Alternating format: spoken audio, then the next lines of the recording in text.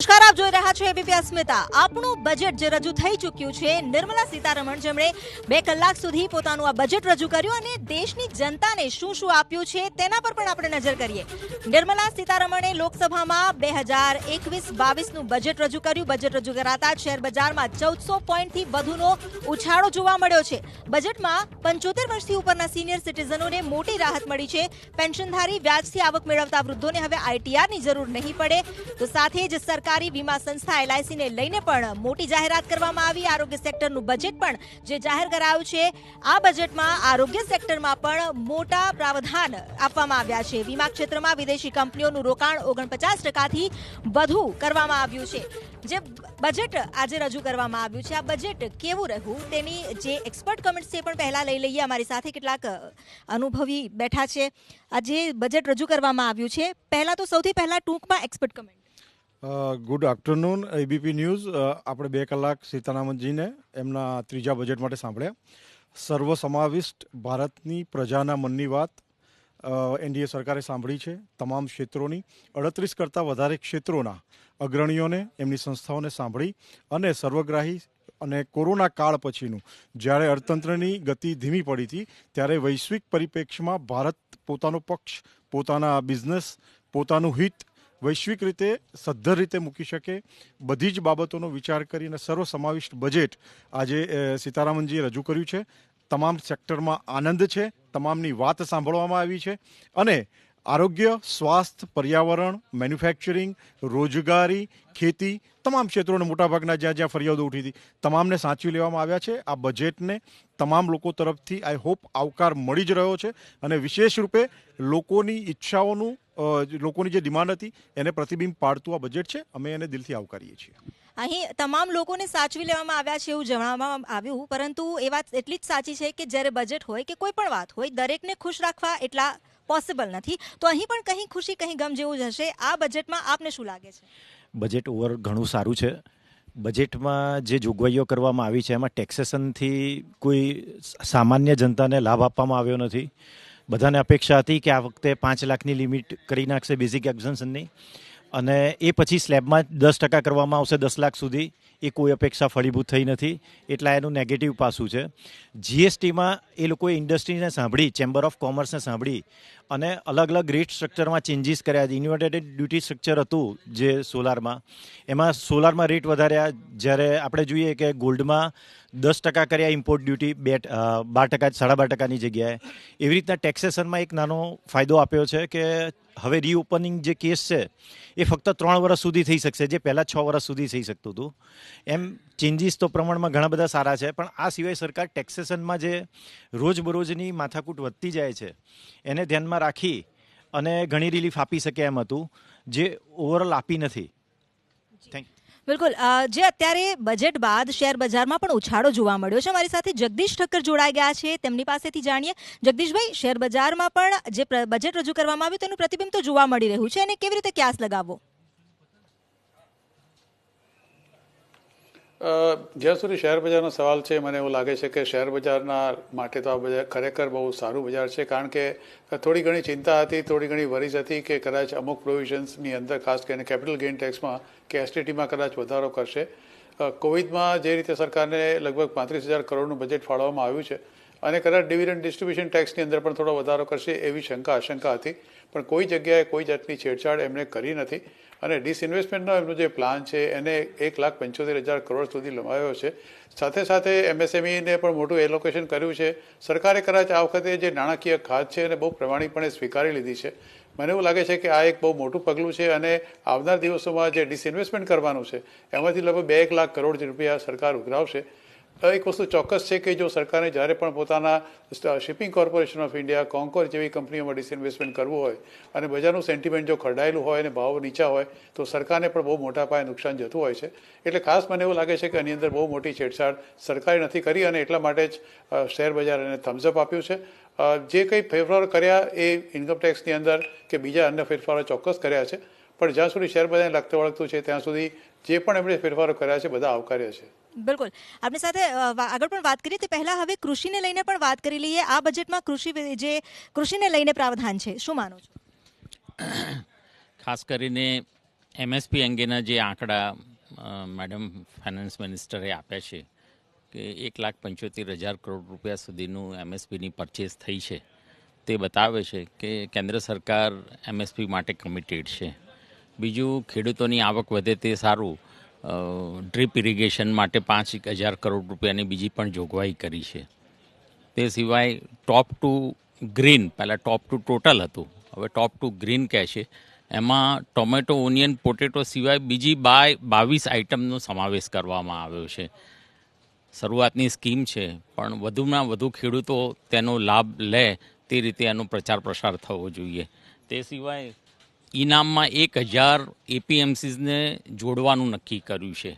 ખૂબ સારી બાબત છે, આવકારદાયક બાબત છે, પણ ઇનામનો પ્રચાર અને પ્રસાર અને એનો ઉપયોગ ખેડૂતો વધુ કરે, મર્ચન્ટ વધુ કરે, ઉપભોક્તા વધુ કરે, ઇન્ડસ્ટ્રી વધુ કરે, તે માટેના પ્રયાસ મારી દ્રષ્ટિએ ખૂબ જ આવકારદાયક હશે.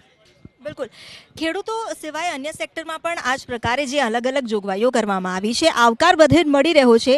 ઔદ્યોગિક ક્ષેત્રને લઈને આપનું શું માનવું છે? આઈ થિંક બહુ જ સરસ બજેટ આપ્યું હતું, કારણ કે દરેક ઔદ્યોગિક ક્ષેત્રની અંદર એવું માનવામાં આવતું હતું કે ટેક્સ વધારશે. ઇવન કે સ્ટોક માર્કેટની અંદર અમને લાગતું હતું કે કદાચ કોઈ પ્રકારનો એક્સ્ટ્રા એસટીટી વધારવામાં આવશે, કે કોઈ પ્રકારને બીજી રીતે આવરી લેવામાં આવશે, કે ઇન્કમ ટેક્સના સ્લેબ વધારવામાં આવશે, કે બની શકે કે જે 2 વર્ષ પહેલાં જે 25%નો સ્લેબ હતો એને કદાચ 27% કરવામાં આવે. કોઈ જ જાતના ટેક્સેશન આપ્યા નથી ને ખુશીનો માહોલ છે. 1700 પોઈન્ટથી વધારે આજે અત્યારે ઇન્ડેક્સ ઉપર છે સ્ટોક બજાર, અને મને લાગે છે કે આ મોમેન્ટમ બનેલી રહેશે. ઇન્ટરનેશનલ માર્કેટ નેગેટિવ હોવા છતાં ડોમેસ્ટિક માર્કેટની અંદર આ એકદમ પોઝિટિવ મુવમેન્ટ લાવી દીધી છે. બજેટ સકારાત્મક માનવું એ પણ એક વાત છે, કારણ કે જે પ્રકારના પ્રાવધાન કરવામાં આવ્યા છે. હા, ઘણા બધા પ્રાવધાન કરવામાં આવ્યા છે જે બજેટને સકારાત્મક બનાવે છે. સૌથી પહેલું છે જે ઓટો સ્ક્રેપેજની એમણે વાત કરી, એટલે 20 વર્ષથી જૂની ગાડીઓ હશે તેને આ લોકો સ્ક્રેપ કરી નાખશે. તે ઓલ ટુગેધર ઓટો સેક્ટર માટે બહુ સારું છે. ઇન્ફ્રાસ્ટ્રક્ચર સેક્ટર માટે એક સ્પેશિયલ ઇન્વેસ્ટમેન્ટ વ્હીકલ બનાવી આપ્યો. કેપિટલ એક્સપેન્ડિચર જે એવું કહેવાય કે છેલ્લા 4 વર્ષથી એકદમ સ્ટોલ્ડ હતું, એમાં 35% વધારો કરેલો છે. એવા એસેટ્સ જેની હવે ગવર્મેન્ટને જરૂર નથી એ બધા વેચવા માટે એક અલગ વ્હીકલ બનાવ્યો. ઇન્સ્યોરન્સની અંદર 74% એફડીઆઈને પરમિશન આપી દીધી, એટલે ઘણા બધા ઇન્સ્યોરન્સ આપણે એઝ ઇન્ડિયન્સ બહુ જ અંડર ઇન્શ્યોર્ડ છે, એટલે ઘણી બધી ઇન્ટરનેશનલ ઇન્સ્યોરન્સીસ આપણા દેશમાં એન્ટ્રી કરશે હવે. ગવર્મેન્ટ લેન્ડને વેચવાની વાત કરી, એલઆઈસી જેવી મોટી કંપનીઓના આઈપીઓ લાવવાની વાત કરી. એટલે અગર તમે જુઓ તો આ બજેટ આમ એવું કહેવાય કે આપવા માટેનું બજેટ હતું, અને સાચે બજારમાં ચીયર આપ્યો છે ને એ ઓલરેડી સ્ટોક માર્કેટમાં એ ચીયર દેખાઈ રહ્યો છે. ઓફકોર્સ આની અંદર કશુંક અંડરલાઈંગ હશે જે આપણાને એમણે બોલ્યું નથી, તે તો ડોક્યુમેન્ટ વાંચ્યા પછી જ ખબર પડશે. બિલકુલ. અહીં જે એલઆઈસીના આઈપીઓની પણ વાત કરવામાં આવી છે, બજેટમાં જે ઇકોનોમિકલી વાત કરવામાં આવે તો આ બધા જે ફેક્ટર છે અસર કેટલું દેખાશે આગામી સમયમાં? 110 મિનિટનું આ બજેટ હતું. એમાં ખાસ કરીને જે જોવાલાયક વસ્તુ હતી કે ફિસ્કલ ડેફિસિટ એટલે રાજકીય ખ્યાદની વાત કરવામાં આવી હતી, ફિસ્કલ ડેફિસિટની, જે 9.5% છે, અને એક્સપેક્ટ કરે છે કે એ લોકો કે 6.8% આવે. હા, as per the public finance basic economics થિયરીની તમે વાત કરો તો એ 3%થી વધારે ના હોવી જોઈએ, પણ આ સિચ્યુએશન જોતાં આ સામાન્ય વસ્તુ છે. હવે આ જે તમે ઉધાર લીધું, આ ડેફિસિટ છે, તો એને કેવી રીતે આગળ વધારવું, તો એના માટેના બહુ સરસ પગલાં જોવા મળે છે. જેમ કે સ્ટાર્ટઅપને પુશ કરવા માટે કેપિટલ ગેઇન ટેક્સ એ લોકોએ ઓછો કર્યો છે. રેન્ટલ હાઉસ, જે માઇગ્રન્ટ વર્કર છે, જે સૌથી કદાચ કોરોનાના લીધે આ સમસ્યા દેખાઈ આપણને કે ભાઈ આ માઇગ્રન્ટ વર્કર બી એક મોટી સમસ્યા છે, તો એ લોકો માટે રેન્ટલ હાઉસ પ્રોવાઈડ કરવામાં આવી રહ્યા છે. ટ્રાન્સપોર્ટેશન પોલિસીમાં ખાસ કરીને લોકલ બસીસ રિજનલ લેવલે તો પીપીપી મોડલ એ લોકોએ ઇન્ટ્રોડ્યુસ કર્યું છે. તો એનાથી private sector as well as government sector બંનેના લીધે એક સારું એફિશિયન્ટ આપણને ટ્રાન્સપોર્ટ મળશે રિજનલ લેવલે. હેલ્થમાં તો એક્સપેક્ટેડ હતું જ, 137%નો વધારો જોવા મળે છે. એમાં સૌથી સારી વસ્તુ એ જોવા મળી કે WHO દ્વારા સ્થાનિક લેવલ પર એક મિશનરી સ્થાપવામાં આવશે. Nutrition, mobile van, health lab, so એ બધા ઘણા બધા સેક્ટર છે જે હેલ્થમાં આપણે એક્સપેક્ટ કર્યા હતા, જે એ લોકોએ આવરી લીધા છે. આ ઓવરઓલ જો બજેટ જી એલઆઈસીની જ્યારે તમે વાત કરો છો તો LIC as well as disinvestment એક કે બે લાઇનમાં જે લોકોએ ફિનિશ કર્યું એમાં ડિટેલ આપી નથી, પણ આપણે એક્સપેક્ટ કરીએ કે જે ડેફિસિટ જોવા મળે છે એ જ્યારે ડિસઇન્વેસ્ટમેન્ટ દ્વારા પૈસા ઊભા કરવામાં આવે તો આ ડેફિસિટનું પ્રપોર્શન ઓછું થાય. બિલકુલ. હવે જો ઓવરઓલ બજેટની પણ વાત કરીએ તો જીડીપી એક આપણો મેઇન પોઈન્ટ હતો, કારણ કે જીડીપી નેગેટિવમાં હતો. તો હા, આ બજેટને લઈને શું લાગે છે, આગળના સમયમાં જીડીપી પર તેની પોઝિટિવ અસર દેખાશે? અત્યારે હાલમાં બજેટ નાણામંત્રીએ લોન્ચ કરેલું છે, તો હું તો એવું માનીશ કે આ બજેટ પછી જે માર્કેટની અંદર ઇકોનોમી કન્ડિશન ધમધમતી થશે પછી આ બજેટને સારું બજેટ છે કે નથી એનું ડિસિઝન લેવાશે. ત્યારે લોકોના વચ્ચે હકીકત આ બજેટની શું છે અને રિયલી આ બજેટ અસરકારક છે કે નથી એનું રિઝલ્ટ આપણને ત્યારે મળશે. હાલમાં હું એક મેન્યુફેક્ચરિંગ ઇન્ડસ્ટ્રીથી છું અને એઝ અ બિઝનેસ વુમન છું, તો મને જીએસટીના બાબત પણ કંઈક એવું છે કે જીએસટી જે છે વન ટેક્સ વન નેશન રહેવું બહુ જરૂરી છે, જેના લીધે આ સિસ્ટમને અગર ઇન્ડિયાની અંદર લાવવામાં આવશે તો ઉદ્યોગકારો, નાનાથી લઈને મોટા ઉદ્યોગકારો બિઝનેસની અંદર વધારે પડતા ઇન્ટરેસ્ટ આપશે અને ક્યાંય કરને छिपावવામાં નહીં આવશે અને કર ભરીને બધા જ લોકો બિઝનેસને આગળ પડતું લાવીને ભારત દેશને પણ સફળતાના મોડ ઉપર લઈ જઈ શકે છે. બિલકુલ. જીડીપીની જ વાત છે, કારણ કે આ બજેટમાં ઘણા બધા પડકાર હતા. પડકારોનો સામનો કરીને બજેટ તો રજૂ કરી દેવામાં આવ્યું છે, પરંતુ આ બજેટ રજૂ થતાં હવે ઇકોનોમિકલ જે આપણું ફેક્ટર છે એ બૂસ્ટઅપ થશે. હા, હવે સૌથી પહેલાં તો આપણા જે નાણામંત્રી છે નિર્મલાજી, એમણે સૌ પ્રથમ વખત આ ડિજિટલ બજેટ રજૂ કર્યું, એના માટે અભિનંદન. ઘણું સારું કહી શકાય. અત્યારે તો આશાવાદી લાગી રહ્યા છીએ આપણે, અને ઘણા બધા સેક્ટરમાં એમણે ખૂબ જ સુધારા કરી દીધા છે. આમ તો કોરોના કાળને લીધે આપણે જે પરિસ્થિતિ ભોગવી રહ્યા હતા, 3 વખત અગાઉ મિની બજેટ રજૂ થઈ જ ચૂક્યા છે, પણ ઓવરઓલ જોવા જઈએ તો સ્ટાર્ટઅપ અને આ સાલનું જે બજેટ છે એની થીમ ઇઝ ઓફ લિવિંગ લાગી રહી છે આપણને, કે એની અંદર જે પાયાની જરૂરિયાત છે એ બધામાં અત્યારે સારી એવી છૂટછાટો આવી ગઈ છે. અને એજ્યુકેશન સ્તરે પણ લગભગ 99.300 કરોડનું સ્કિલ ડેવલપમેન્ટમાં જે ફાળવણી કરી છે એનાથી આશા છે કે એજ્યુકેશન ઇન્ડસ્ટ્રી અત્યારે થોડી અપ આવશે, કે જે આ 9-10 મહિનાથી જે બધા સફર કરી રહ્યા છે એમાં થોડી રાહત લાગી રહી છે. અને જે નાના ગૃહ ઉદ્યોગો ઘરેથી જે કરે છે બધા, કે જે એ લોકોને અત્યારે ટેક્સમાં જે બેનિફિટની આશા હતી એ અત્યારે તો પૂરી થાય એવું લાગી રહ્યું છે, પણ એના વધુ પ્રત્યાઘાતો આપણને હવે પછીનું જે ડિટેલિંગ આપણે જોઈએ એમાં લાગશે.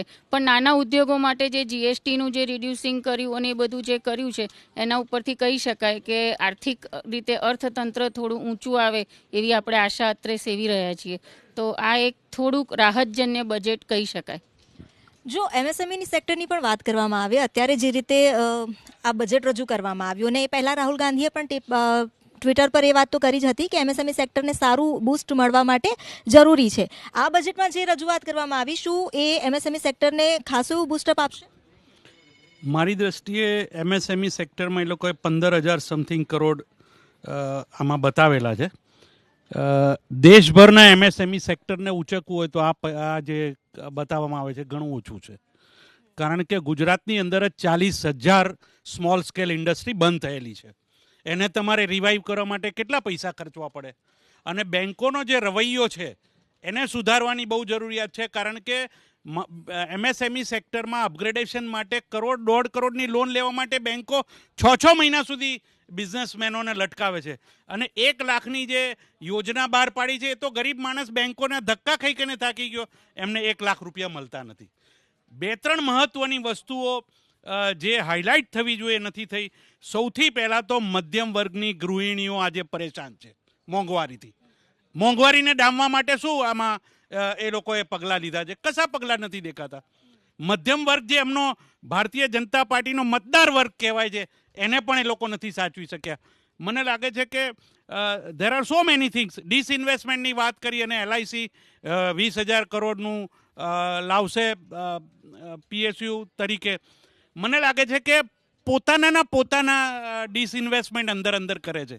એચપીસીએલને, બીપીસીએલને, ફલાણાને, ઓએનજીસીને વેચે છે, આને વેચીને. એટલે સરકાર એમાંથી પૈસા ક્રિએટ કરીને પોતે વાપરે છે, અને છેલ્લે પબ્લિકના નાણાંને અંદર લઈ જઈને એમને વાપરવાની યોજના છે. મને લાગે છે કે આ બજેટની ડેફિસિટ જે આવશે એ ભરપાઈ થઈ શકે એવી નથી. એટલે જે 11% ગ્રોથ બતાવવામાં આવે છે, મને લાગે છે કે એ મૃગજળ સમાન સાબિત થશે. શું ખરેખર આ મૃગજળ સમાન લાગે છે? સી બેઝિકલી મારા મતે જોઈએ તો જે આત્મનિર્ભર ભારત બનાવવા માટે એની આ બજેટ છે એ એટલું બધું સક્ષમ નથી દેખાતું. નો ડાઉટ ઘણી બધી ટેક્સ રિલીફ રિલેટેડ બેનિફિટ્સ દેખાય છે, પરંતુ જોઈએ કે આ જે પેન્ડેમિક સિચ્યુએશનનો એક એડવાન્ટેજ લેવો જોઈએ એવો એડવાન્ટેજ ગ્લોબલ એક્સપોર્ટર કન્ટ્રી તરીકે બનવાનો આ સૌથી સારો સમય છે. ચાઇના પછી અત્યારે આખી વિશ્વની જે છે એ નજર ભારત પર છે. ઘણા એવા ઇન્સેન્ટિવ્સ જો ઇન્ફ્રાસ્ટ્રક્ચર સેક્ટરે આપવામાં આવે તો આપણે આ ઓપોર્ચ્યુનિટીને જે છે એ કન્વર્ટ કરી શકીએ છીએ અને ભારત જે છે એ ગ્લોબલી એક્સપોર્ટ કન્ટ્રી તરીકે બહાર આવી શકે છે આફ્ટર ચાઇના. સેકન્ડ જે છે એ બેનિફિટ એવો છે કે 5,000 કરોડ જે છે એ નેશનલ હાઈવે ઓથોરિટીને ફાળવવામાં આવ્યા છે. સેમ વે 18,000 કરોડ રૂપિયા પબ્લિક ટ્રાન્સપોર્ટ માટે ફાળવવામાં આવ્યા છે, જેનાથી ઇન્ફ્રાસ્ટ્રક્ચર ડેફિનેટલી મજબૂત થશે. પણ મારા હિસાબે જે મેન્યુફેક્ચરિંગ સેટઅપ, મેન્યુફેક્ચરિંગ ઇન્ડસ્ટ્રી માટેનો જે છે એ પ્લગ એન્ડ પ્લે ઇન્ફ્રાસ્ટ્રક્ચરમાં થોડુંક ઇન્વેસ્ટમેન્ટ વધારે કરવામાં આવે તો ખૂબ જ નજીકના સમયમાં આપણી જીડીપીને જે લક્ષ્યાંક છે કે $5 ટ્રિલિયન યુએસ ઇકોનોમી તરફ લઈ જવું, તો એમાં આપણે મહદઅંશે સફળતા મેળવી શક્યા હોત. જે ઇન્ફ્રાસ્ટ્રક્ચર સેક્ટરમાં જે ફંડ અલોટમેન્ટ થયું છે એમાં વધારે ડિટેલમાં કંઈ રજૂ કરવામાં આવ્યું નથી. આપણે એવી આશા રાખીએ કે એ બજેટમાંથી ઇન્ડસ્ટ્રીને, મેન્યુફેક્ચરિંગ સેટઅપને અને પ્લગ એન્ડ પ્લે માટે વધારે જો ફંડ આપવામાં આવે તો જીડીપીમાં બહુ મોટો ભાગ ભજવી શકે છે. આજે જ્યારે બજેટ રજૂ કરવામાં આવ્યું છે તેના પ્રતિબિંબ ઘણા બધા સેક્ટર પર જોવા મળી રહ્યા છે, ખાસ તો શેર બજાર પર કેવી અસર છે અને તેને લઈને શું માને છે. અમારી સાથે જગદીશભાઈ જોડાયેલા છે. જગદીશભાઈ, આપણે એ વાત તો કરી કે આજે જે પ્રતિબિંબ દેખાઈ રહ્યું છે શેર બજારમાં, અત્યારે ઉછાળો પણ જોવા મળ્યો, આગામી સમયમાં પણ શું એ સ્ટેબિલિટી દેખાશે?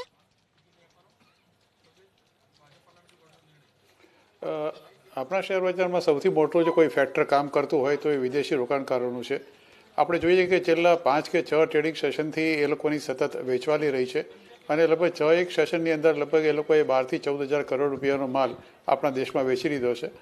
આના વિશે 2 કે 3 અટકળો એવી છે કે અમુક જાતની જે ફોરેનની કંપનીઓ જે એને હેજ ફંડ્સ કહીએ છીએ એ લોકોએ બજેટના અપેક્ષામાં કે સારું આવશે કે નહીં, એ ફેવરેબલ આવશે કે નહીં, એની અપેક્ષામાં બહુ મોટું વેચાણ છેલ્લા 5 કે 6 દિવસમાં કર્યું છે. પણ તમે જો રેકોર્ડ જુઓ આ શેર બજારનો તો સપ્ટેમ્બર 2020ની અંદર આ નિફ્ટી હતો 11,000 અને માત્ર 4 મહિનામાં એટલે કે જાન્યુઆરી સુધીમાં એ 14,700 થઈ ગયો. ત્યાંથી આ બધા વેચાણથી થોડો ઘટાડો ચોક્કસ થયો, પણ જે 36% વધારો 4 મહિનામાં થયો એમાંથી જે ઘટાડો થયો એ માત્ર 6 કે 7% જ હતો. એટલે કોઈપણ શેર બજારમાં જ્યારે રિટ્રેસમેન્ટ આવે તો એ ઓછું 10 થી 15% આવે છે. એટલે બજાર એ રીતે પણ તૈયાર હતું કે એનાથી કદાચ વધારો ઘટાડો આવે તો પણ બજારે નેશનલ લેવલે ખરીદવાની બહુ મોટી તકો મળશે. ફોર્ચ્યુનેટલી બજેટમાં જે કંઈ બી પ્રોવિઝનો આવ્યા એને ખાસ કરીને કેપિટલ માર્કેટને બહુ વિશેષ રીતે કોઈ જ નુકસાન કર્યું એવું દેખાતું નથી. અલબત્ત બહુ ફાઇન પ્રિન્ટ વાંચીશું તારે ચોક્કસ ખબર પડશે, પણ પ્રાઇમા ફેસી તો ચોક્કસ લાગી રહ્યું છે કે આ જે ગ્રોથ ઓરિએન્ટેડ બજેટ છે અને ડિસઇન્વેસ્ટમેન્ટના ફિગરો આપ્યા છે, LICના IPOની જે વાત કરી છે, એટલે સરકાર પોતાની નાણાકીય ખાત એ ઘટાડવા માટે અત્યારે કટિબદ્ધ સક્ષમ છે એવું લાગી રહ્યું છે. અલબત્ત એ જીડીપીના ગ્રોથ સાથે તમે સરખાવો કે જીડીપી ટુ ડેટ રેશિયો તમે એને સરખાવો તો થોડો ચિંતાજનક ચોક્કસ તમને લાગશે. અને આપણે